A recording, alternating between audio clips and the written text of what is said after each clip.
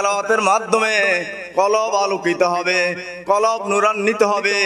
এই নূরের মাধ্যমে কাল কিয়ামতের ময়দানে যখন আমরা উপস্থাপিত হব হাসর ময়দানে, ফুলসেরাতের ফুলসেরা যখন পার হতে যাব, অন্ধকার, একবারে অন্ধকার, এই অন্ধকার জায়গাটা আলোকিত হয়ে যাবে।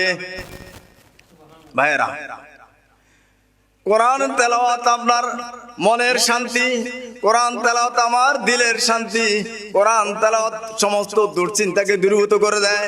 যদি অশান্তি লাগে, অশান্তির সময় কোরআন তেলাওয়াত করব। মানিত অতিথিবৃন্দ, ওলামা একরাম, তলবায়ে নেক নিজাম এবং পর্দার আড়ালের মা বোনেরা, মহান আল্লাহর দরবারে শুকরিয়া আদায় করি। আজকের এই অনুষ্ঠান যেখানে আন্তর্জাতিক মানের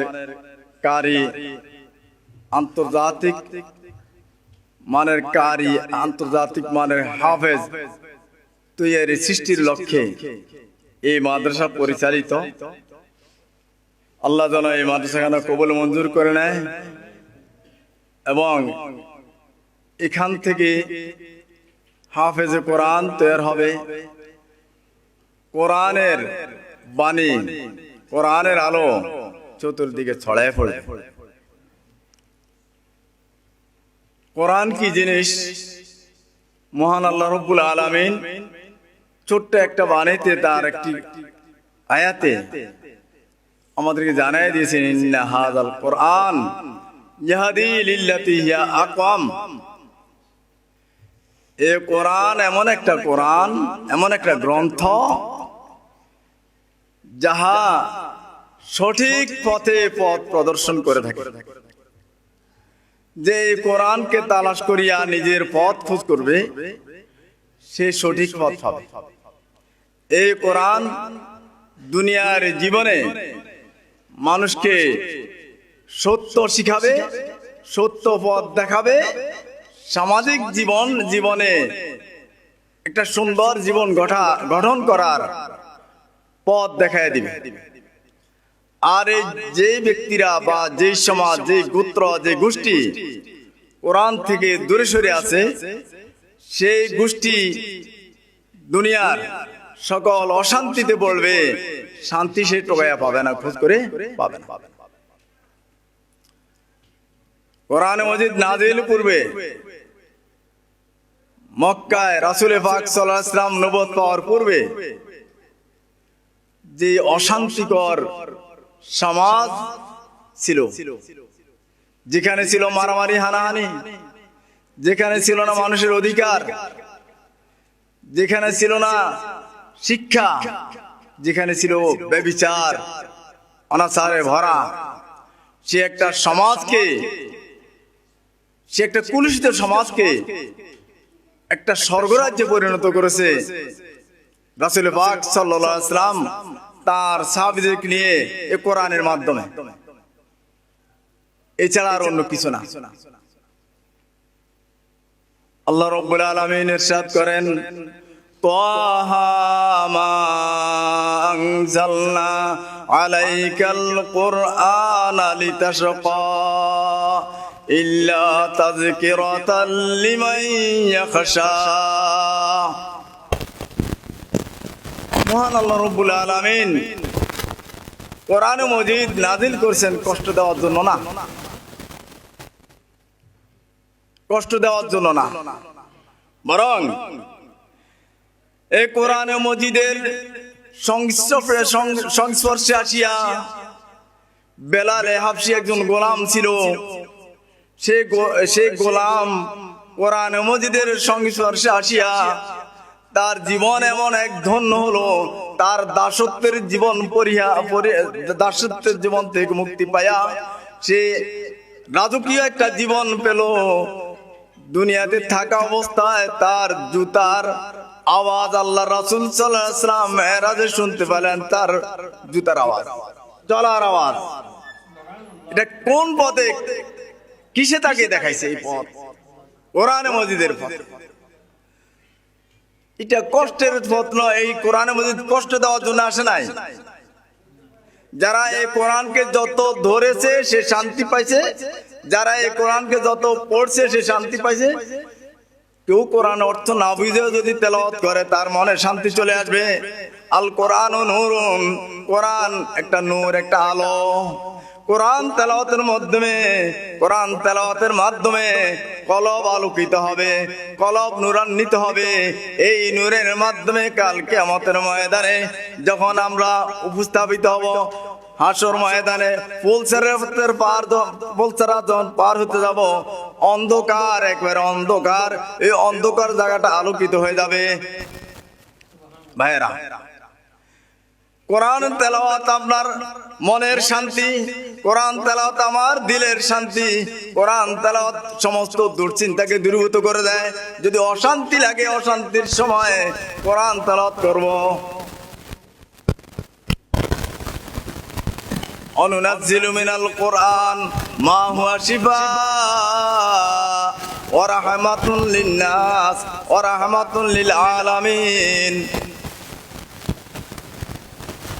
আল্লাহ তাআলা এই কোরআনকে জগতের জন্য রহমত, জগতের শান্তির জন্য এই কোরআন নাযিল করেছেন। এই অশান্তি সমাজ, মক্কার যে অশান্তি সমাজকে শান্তিতে পরিণত করে দিয়েছেন কিসের মাধ্যমে? এই কোরআনের মাধ্যমে।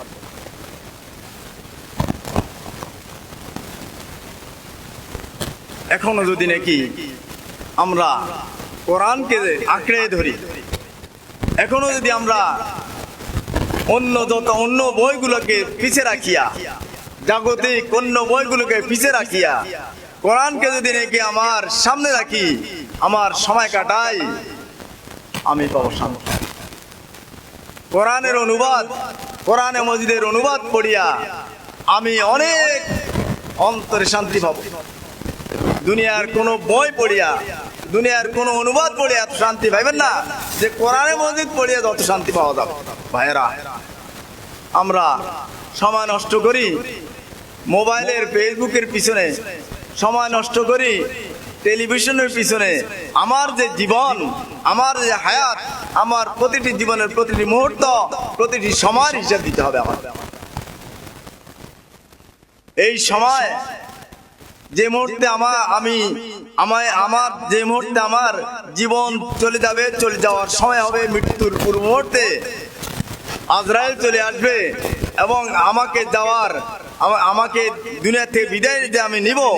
ওই সময়টা আমার মনে চাবে আমি আরো কিছুদিন বেঁচে থাকি, আমি আরো কিছুদিন বেঁচে থাকি। বল ইন্নাল মাউতাল্লাযী তাফিরুনা মিনহু ফাইন্নাহু মুলাকীকুম সুম্মা তুরাদ্দুনা ইলা আলিমিল গায়ব। আল্লাহু আকবার। আমি যতই চেষ্টা করি আমি মৃত্যুর হাত থেকে বাঁচতে পারবো না। আমি যতই চেষ্টা করি আমি মৃত্যুর হাত থেকে বাঁচতে পারবো না। যতই পলাই পারবো না, সম্ভব হবে না। যদি সম্ভব হতো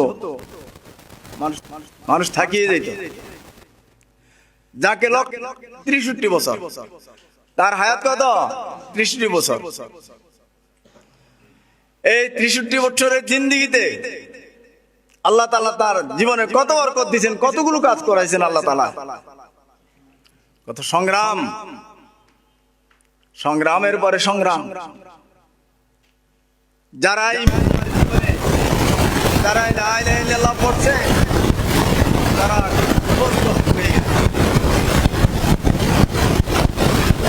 দূরে দূরে যায় পড়াশোনা করতে। এখন প্রত্যেকের এলাকায়, প্রত্যেক গ্রামে কোরআন শিক্ষার, সুন্দরভাবে কোরআন শিক্ষার সুব্যবস্থা আছে প্রতিটি গ্রামে। আলহামদুলিল্লাহ বলি।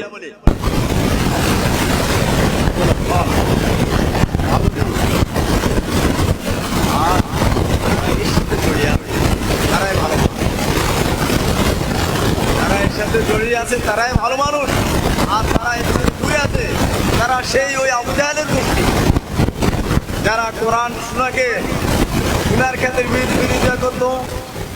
আবু জাহাল লোক লাগায় রাখতো যেন কেউ মোহাম্মদ সাল্লাল্লাহু আলাইহি ওয়াসাল্লামের তেলাওয়াত না শুনে। কেউ যদি মোহাম্মদ সাল্লাল্লাহু আলাইহি ওয়াসাল্লামের তেলাওয়াত শুনতে খবর পেত, জানতো,